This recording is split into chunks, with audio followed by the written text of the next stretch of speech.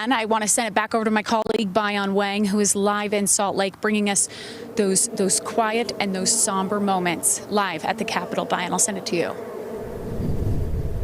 Sarah, very somber as we are hearing from faith-based leaders inside the Utah Capitol, and we're also hearing from a lot of individuals who heard about the news within Salt Lake City, within Utah, and decided to come here to pay their respects for Charlie. One of them, Don Rogers, you brought flowers, placed them under Charlie's picture. Very heavy moment, a lot of emotions. How do you describe where we are and what's going on right now? Well, today is definitely a day of mourning and sorrow, especially in the state of Utah, where this tragic incident took place. My family follows Charlie Kirk. We've watched him have very intelligent, open discussions with young people, college age and young adults, encouraging free speech, free thought, and encouraging fairness between both sides of any discussion. So we just really admired him, and we realized how much he had already sacrificed for freedom of truth and freedom of discussion, and now we see that he had to extend that sacrifice for his life and his family, just for speaking on things he believed in and encouraging all young people and college-age students to speak what they're thinking with intelligent discussions that are open and fair. And Don, you know, Charlie was a very devoted Christian, lived by Christian principles. To have, you know, a Christian pastor here praying over Charlie, all of you guys hand in hand, can you describe just like the camaraderie and what it's like to pray all together for Charlie?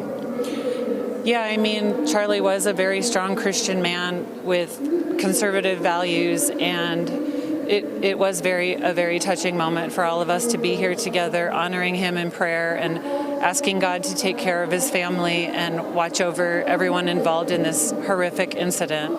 I'm glad to be here and support everyone who's supporting Charlie and everything he stood for, and I'm honored to be here today. And where were you when you heard about this news? Because I've talked to other folks here who were, some of them at work, who dropped everything they were doing and just were completely flabbergasted. Like, how could this happen to Charlie? Can you tell me where you were when you found out? I was at a friend's home who has stage 4 cancer, just helping care for them, and I got 3 texts from 3 close friends, all within about 20 minutes, describing what they had heard on the news, and I immediately was in tears. I couldn't believe that someone of this magnitude of impact on our society would be targeted in this way by someone very ruthless and very misunderstanding of what Charlie stood for. He wanted freedom of both sides to discuss intelligently what they were thinking, and he was never threatening toward anyone or harmful toward any organization or party or anything. He was always just very, you know, godly, and peaceful in all of his approach. So for him to be targeted is beyond tragic. I really pray for his family and everyone involved. Absolutely, and he always welcomed conversations with people who may have not believed what he believed. That's actually those were the kind of conversations he embraced most, right? Because it was an exchange of ideas. Exactly. And I've never seen him shut someone off. And a lot of people who follow him say, you know, he's always welcomed those things. Is it just surreal to be here right now? Like, does this even feel real at all?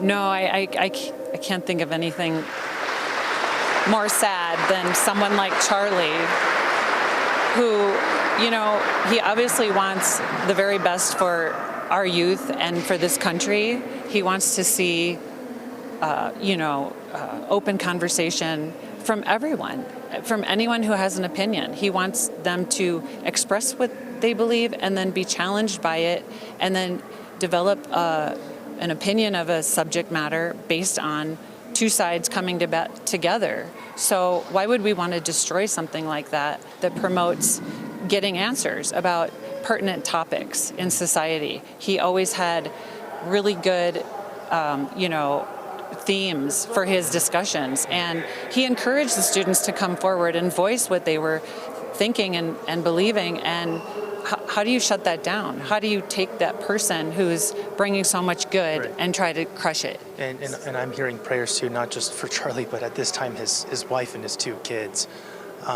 They're in your thoughts too. Oh, most definitely. This isn't right. It's not. It wasn't supposed to happen. Why it happened, we're all going to have to try to make sense of it. But things like this should never happen, and obviously they do. So I hope that this is a lesson to everyone that these things should never occur again. And we also hope justice is served when they find the person who's responsible or the people that are responsible. Right. And a suspect is still at large at this time. Don Rogers, thank you so much for talking to me. You're welcome. Yeah, Thank you for your time. Thank you. Absolutely. So guys, you heard it there, just heavy emotions, very somber moment. Everyone's praying for Charlie and his family at this time, right now at the rotunda inside the Utah State Capitol.